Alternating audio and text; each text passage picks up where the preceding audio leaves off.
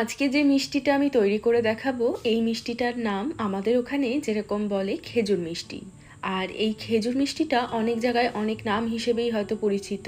তো আজকে আমি এই খেজুর মিষ্টিটাই তৈরি করে দেখাবো। খেজুর মিষ্টি বানানো কিন্তু খুবই সহজ।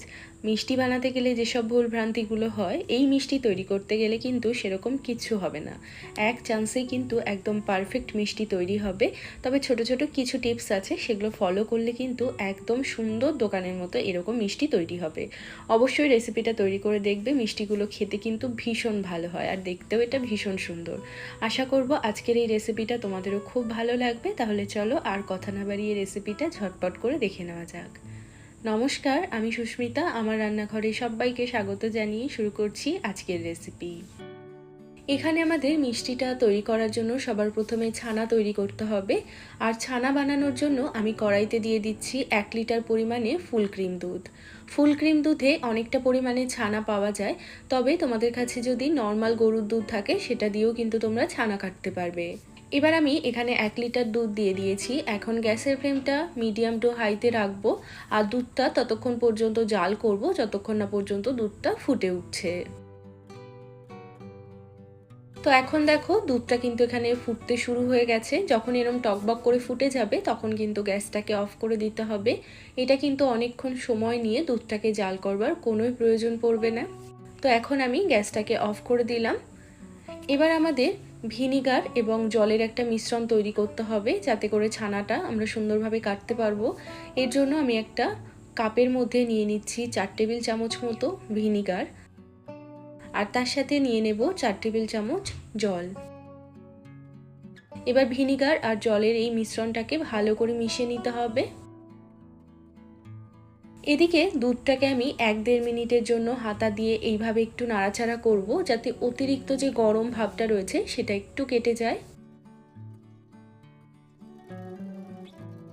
ঠিক ঘড়ি ধরে 1-1.5 মিনিট মতো এটাকে নাড়াচাড়া করে নিয়েছি। এবার এর মধ্যে এই ভিনিগার মিশ্রণটা অ্যাড করব। অল্প অল্প করে দেব আর হাতা দিয়ে এইভাবে নাড়াচাড়া করতে থাকবো।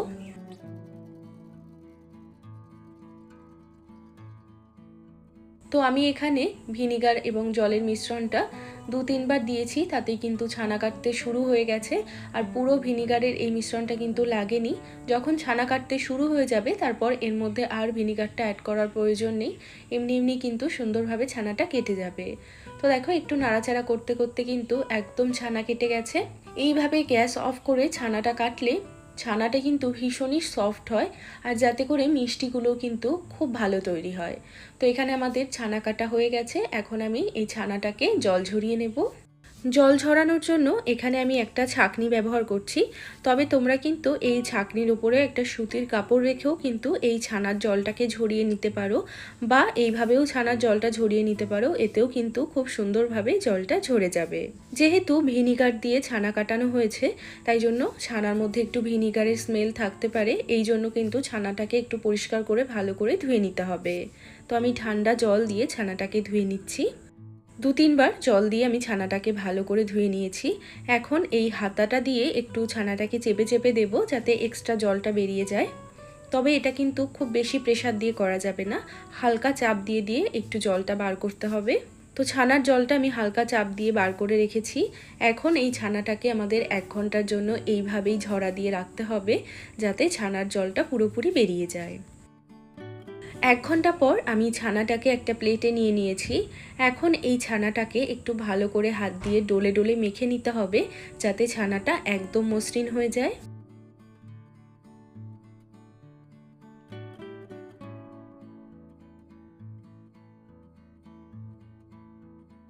ছানাটাকে আমি 1 মিনিটের মতো ভালো করে মেখে নিয়েছি। এখন এর মধ্যে আমি দিয়ে দেব গুঁড়ো দুধ। এখানে আমি কিন্তু 4 টেবিল চামচ মতো গুঁড়ো দুধ নিয়েছি। আর গুঁড়ো দুধ নিলে কিন্তু মিষ্টিগুলো খেতে ভীষণ সুস্বাদু হয় এবং নরমও হয়। তো অবশ্যই তোমরা একটু গুঁড়ো দুধ এর মধ্যে অ্যাড করবে। আর দিয়ে দেব 2 টেবিল চামচ মতো সুজি। দিয়ে দিচ্ছি 2 টেবিল চামচ ময়দা। আর দিয়ে দেব 1 টেবিল চামচ মতো চিনি। চিনিটা কিন্তু আমি এখানে গোটাই ব্যবহার করছি, চাইলে তোমরা মিক্সিতে একটু গুঁড়ো করে নিয়েও চিনিটা ব্যবহার করতে পারো। এখন এই সমস্ত কিছু খুব ভালো করে মেখে নিতে হবে।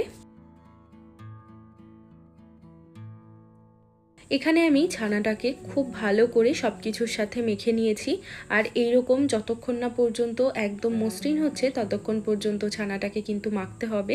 এইবার একটুখানি ডোলে ডোলে ছানাটাকে আরও কিছুক্ষণ ধরে মেখে নেব, যাতে করে যে চিনিটা ব্যবহার করেছি এবং সুজি দিয়েছি, সুজি এবং চিনিটা যাতে সম্পূর্ণ ছানার মধ্যে মিশে যায়।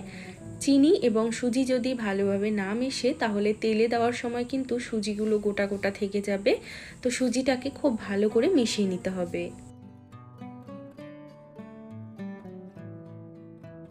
2-3 মিনিট মতো ছানাটাকে আমি খুব ভালো করে এখানে ডোলে মেখে নিয়েছি। এবার এর মধ্যে দিয়ে দেব একদম 1 চিমটি বেকিং সোডা। বেকিং সোডাটা কিন্তু অল্প করেই দিতে হবে। বেকিং সোডাটা দিয়ে আবারও খুব ভালো করে ছানাটার সাথে মিশিয়ে নেব। একদম মসৃণ করে এখানে আমাদের ছানাটা কিন্তু মাখা হয়ে গেছে। এখন আমাদের এই মিষ্টিগুলোকে তৈরি করতে হবে। তো আমি হাতটাকে প্রথমে ভালো করে ধুয়ে নিলাম। এখন আমি এই মিষ্টিগুলো তৈরি করব। আর মিষ্টিগুলো বানানোর আগে আমাদের আরেকটা কাজ করে রাখতে হবে। যেই পাত্রে আমরা মিষ্টিগুলো বানিয়ে রাখবো সেই পাত্রটাকে একটুখানি তেল অথবা ঘি দিয়ে ভালো করে মাখিয়ে রাখতে হবে। তো এখানে আমি একটা থালার মধ্যে অল্প একটু সাদা তেল ভালো করে মাখিয়ে নিলাম। এবার এর মধ্যে মিষ্টিগুলো রাখলে মিষ্টিগুলো কিন্তু থালার গায়ে লেগে যাবে না, আর খুব সহজেই কিন্তু থালা থেকে উঠে আসবে। তো এবার এই খেজুর মিষ্টিগুলো তৈরি করার জন্য আমি অল্প একটু ছানা নিয়ে নিলাম। আর খেজুর মিষ্টিগুলো কিন্তু ছোট ছোটই হয়, তো অল্প একটু ছানা নিলেই কিন্তু হবে। এবার এই ছানার মিশ্রণটা নিয়ে হাতের মধ্যে প্রথমে একটু খুব ভালো করে চেপে গোল করতে হবে। তারপর এরকম একটু লম্বা শেপ দিয়ে নিতে হবে। এটা কিন্তু ভীষণ সহজ, আর একটু সময় লাগবে যেহেতু মিষ্টিগুলো অনেক ছোট ছোট করে তৈরি করতে হবে। একটু সময় নিয়ে কিন্তু এই মিষ্টিগুলোকে বানাতে হবে। তো একই রকম পদ্ধতিতে আমি সমস্ত খেজুর মিষ্টি তৈরি করে নেব। তো এখানে কিন্তু আমাদের সমস্ত খেজুর মিষ্টি তৈরি হয়ে গেছে। আর মিষ্টিগুলো দেখতে দেখো কতটা সুন্দর লাগছে। এখন এই মিষ্টিগুলো ভাজার জন্য আমি কড়াইতে দিয়ে দিচ্ছি বেশ খানিকটা পরিমাণে সাদা তেল।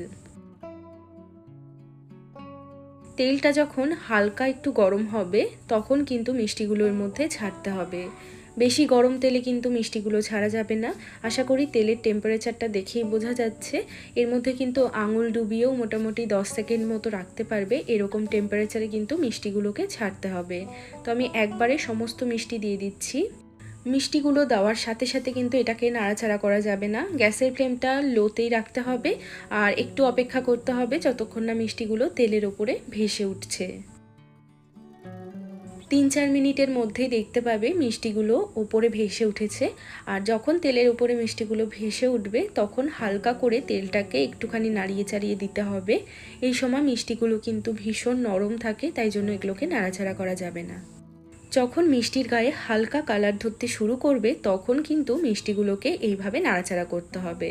আর এই মিষ্টিগুলো ভাজতে কিন্তু খুব একটা বেশি সময় লাগবে না, তাই জন্য ক্রমাগত নাড়াচাড়া করে মিষ্টিগুলো ভাজতে হবে যাতে প্রত্যেকটা মিষ্টির গায়ে সমানভাবে কালার আসে। যখন মিষ্টির গায়ে কালার ধরতে শুরু করবে দেখবে 2 থেকে 3 মিনিটের মধ্যেই মিষ্টিগুলো কিন্তু ভাজা হয়ে যাবে। আর এখানে দেখো মিষ্টিগুলো কিন্তু খুব সুন্দর একটা কালার চলে এসছে।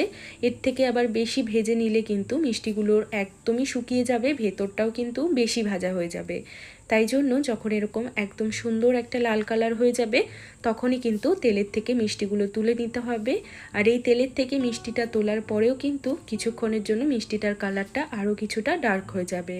তো এখানে দেখো আমাদের খেজুর মিষ্টিগুলো কত সুন্দরভাবে ভাজা হয়ে গেছে আর কত সুন্দর একটা কালার এসছে। আমি এই খেজুর মিষ্টিগুলো তেলের থেকে তুলে একটা প্লেটে রেখে দেব। সমস্ত মিষ্টি যখন ভাজা হয়ে যাবে তারপর আমি শিরাটা তৈরি করব। এবার শিরা তৈরি করার জন্য আমি একটা কড়াইতে দিয়ে দিচ্ছি 2 কাপ পরিমাণে চিনি। আর 2 কাপ চিনি মানে এখানে আমি মোটামুটি 400 গ্রাম মতো চিনি নিয়েছি। আর দিয়ে দেব সেম কাপে 2 কাপ পরিমাণে জল, যতটা চিনি ঠিক ততটাই জল এখানে দিতে হবে। ফ্লেভারের জন্য দিয়ে দিচ্ছি 3-4টে মতো এলাচ। আর সামান্য একটুখানি দিয়ে দেব জাফরান, তবে এটা কিন্তু সম্পূর্ণ অপশনাল, যদি হাতের কাছে না থাকে এটা পুরোপুরি স্কিপ করবে। এবার গ্যাসের ফ্লেমটা একটু বাড়িয়ে দেব আর চিনিটা যতক্ষণ না গলে যাচ্ছে একটু অপেক্ষা করব। এখানে শিরাটা একদম টকবক করে ফুটে গেছে। এবার গ্যাসের ফ্লেমটা বাড়িয়ে দিয়ে 3-4 মিনিটের জন্য শিরাটাকে আরও কিছুক্ষণ জাল করব, যাতে করে শিরাটা একটু ঘন হয়ে যায়। তবে এই শিরাটা কিন্তু কোনো একতার বা দোতারের শিরা তৈরি করতে হবে না। এই শিরাটাকে মোটামুটি 3-4 মিনিট মতো একটু জাল করে নিলেই কিন্তু হয়ে যাবে। এখানে আমি শিরাটাকে 3-4 মিনিট মতো জাল করে নিয়েছি। আর কি করে বুঝতে পারবে শিরাটা একদম তৈরি? হাতের মধ্যে একটুখানি শিরা এইভাবে একটু লাগিয়ে নিলে বোঝা যাবে যে এরকম একটু চকচক করবে, তার মানেই কিন্তু আমাদের শিরাটা একদম তৈরি। তো এখানে দেখো, আশা করি বোঝাই যাচ্ছে দেখে যে একরকম চকচক করছে, তার মানে আমাদের শিরা কিন্তু এখানে একদম তৈরি হয়ে গেছে। আমি কিন্তু গ্যাসটাকে অফ করে দেব। গ্যাস অফ করে দিয়েই এখন আমি একদম গরম শিরার মধ্যে মিষ্টিগুলোকে ছেড়ে দিচ্ছি। মিষ্টিগুলো দিয়ে দেওয়ার পর এখন হালকা করে একটু নাড়াচাড়া করে ঢাকনা লাগিয়ে 1 ঘন্টার জন্য শিরাতেই এইভাবে রেখে দেব। গ্যাসের ফ্লেম কিন্তু বন্ধ আছে। 1 ঘন্টা পর আমি ঢাকাটা সরিয়ে নিচ্ছি। আর দেখো, মিষ্টিগুলো কিন্তু কত সুন্দরভাবে শিরাটাকেও টেনে নিয়েছে। এখানে আমাদের যতটা পরিমাণে শিরা হয়েছিল, এখানে কিন্তু অনেকটা শিরাই টেনে নিয়েছে। আর এই মিষ্টিগুলো কিন্তু দেখতে যতটা আকর্ষণীয় এবং সুন্দর হয়, খেতেও কিন্তু ভীষণই সুন্দর হয়। আর মিষ্টিগুলো দেখো কতটা নরম তুলতুলে এবং কতটা পারফেক্ট হয়েছে। এখানে আমাদের খেজুর মিষ্টি কিন্তু একদম তৈরি। তোমাদের ওখানে এই মিষ্টিটার কি নাম সেটা আমাকে কমেন্টে অবশ্যই জানাবে। আমাদের এখানে এটাকে খেজুর মিষ্টি বলা হয়। আর মিষ্টিগুলো দেখো দেখতে কতটা সুন্দর হয়েছে। এই পদ্ধতিতে তোমরাও যদি মিষ্টি তৈরি করো, দেখবে একদম পারফেক্ট মিষ্টি তৈরি হবে। এটা বানানো কিন্তু একদমই ঝামেলার না, ভীষণ সহজ। একবার বাড়িতে বানালেই কিন্তু এটা বুঝতে পেরে যাবে। আশা করি আজকের এই রেসিপিটা তোমাদের ভালো লেগেছে। যদি ভালো লেগে থাকে তাহলে একটা লাইক করার অনুরোধ রইল। আর চ্যানেলটিকে সাবস্ক্রাইব করে না থাকলে সাবস্ক্রাইব করে নিতে পারো যদি এরকম আরও ভিডিও দেখতে চাও। আর তোমরা যদি এই রান্নাটা এখন ফেসবুক থেকে দেখে থাকো তাহলে পেজটাকেও ফলো করে রাখতে পারো, তাহলে তোমরা এরকম আরও অনেক ভিডিও দেখতে পাবে। সবাই ভালো থাকবে, সুস্থ থাকবে। আমি আবারও চলে আসবো অন্য কোনো রেসিপির সাথে। আজ এ পর্যন্তই, টাটা।